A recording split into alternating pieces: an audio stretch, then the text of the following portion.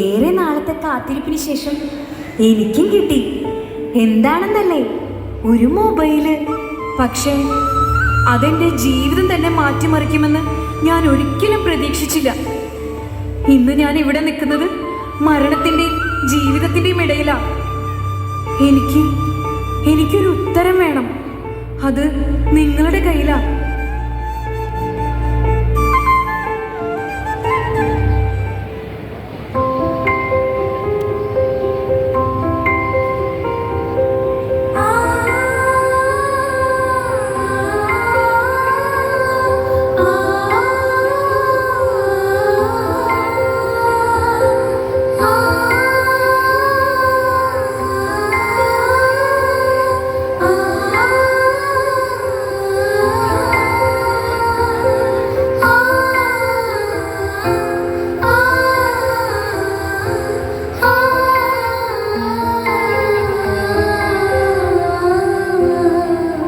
ഡാൻസും പാട്ടൊക്കെ ഞാൻ കാണാറുണ്ട്. നല്ല രസമുണ്ട്. എനിക്ക് ഉറപ്പാ മോൾ ഉയരങ്ങളിലെത്തും.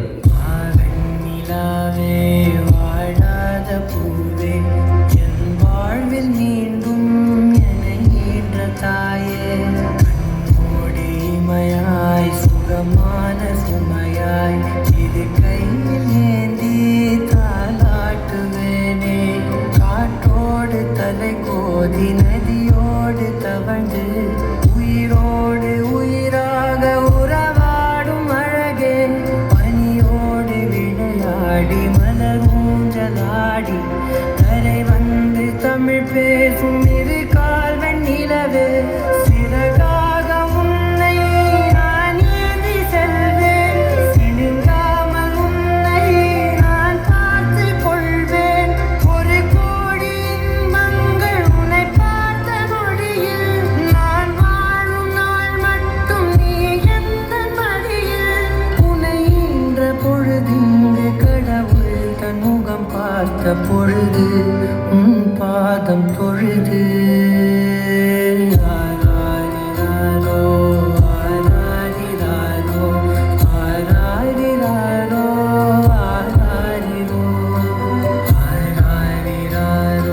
ജീവിതത്തിൽ ഒരുപാട് സന്തോഷം അനുഭവിച്ച നാളുകൾ, അഭിനന്ദനങ്ങളും ആശംസകളും കൊണ്ട് മൂടിയ സുവർണ നിമിഷങ്ങൾ.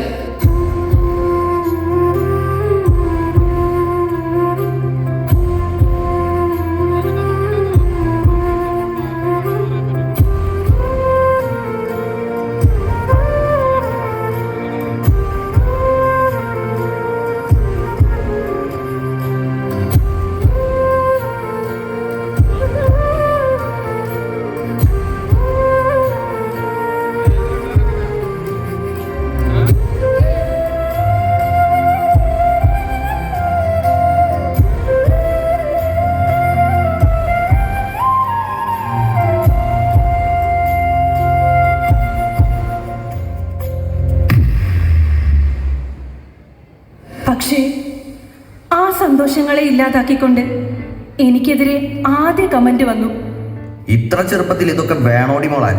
നിന്റെ വീട്ടിൽ ചോദിക്കാനും പറയാനൊന്നും ആരുമില്ലേ? അവളുടെ ഒരു അഴിഞ്ഞാട്ടം. മുന്നേ ആരാൻ പോണേ തീയാട്ടാൻ കോമരം പിൻപേ, ഞാനേ തന്നെ കണ്ടാരങ്കാവേ ചേരുന്നേ കണ്ണീരിക്കൊണ്ടേ,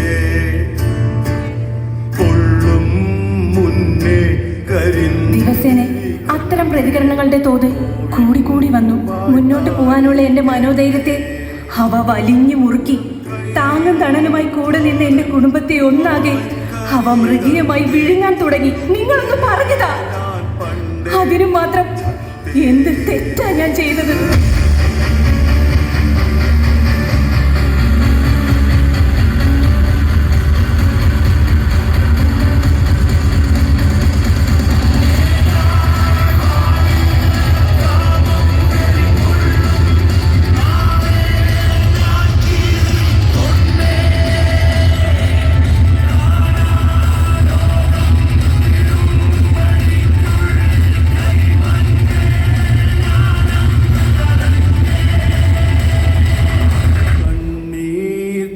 കുത്തിയിട്ട് ഇനി ഞാൻ നിങ്ങളോടൊന്ന് ചോദിക്കട്ടെ, കൗബീനമറിഞ്ഞിട്ട് എന്നെ സോഷ്യൽ മീഡിയയിലിട്ട് അങ്ങോട്ടും ഇങ്ങോട്ടും വലിച്ചു കയറിയപ്പോ നിങ്ങൾക്ക് എന്ത് കിട്ടി?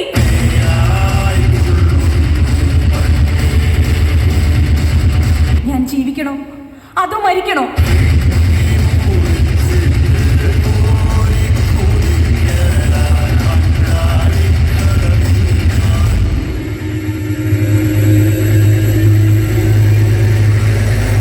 അല്ലെങ്കിലും ഞാൻ എന്തിനു മരിക്കണം? ചോർന്നുപോയ ശക്തി വീണ്ടെടുത്ത് മുന്നോട്ട് പോകാനുള്ള ധൈര്യമുള്ളപ്പോൾ നിങ്ങൾ എനിക്കെതിരെ തൊടുക്കുന്ന ശരവർഷങ്ങളെ ഞാൻ എന്തിനു ഭയക്കണം? ഞാൻ തോറ്റു കൊടുക്കില്ല. സൈബർ ബുള്ളിംഗ് നേരിടുന്നവർക്ക് പുതുജീവൻ നൽകാൻ, പുറകെ വരുന്ന 1000 പേർക്ക് മനോധൈര്യം പകരാൻ, നിങ്ങൾ തൊടുക്കുന്ന അമ്പുകളെ വകഞ്ഞു മാറ്റി എനിക്ക് മുന്നോട്ട് പോയേ പറ്റൂ. ഞാൻ ജീവിക്കും, ഇതെന്റെ വാക്കാണ്.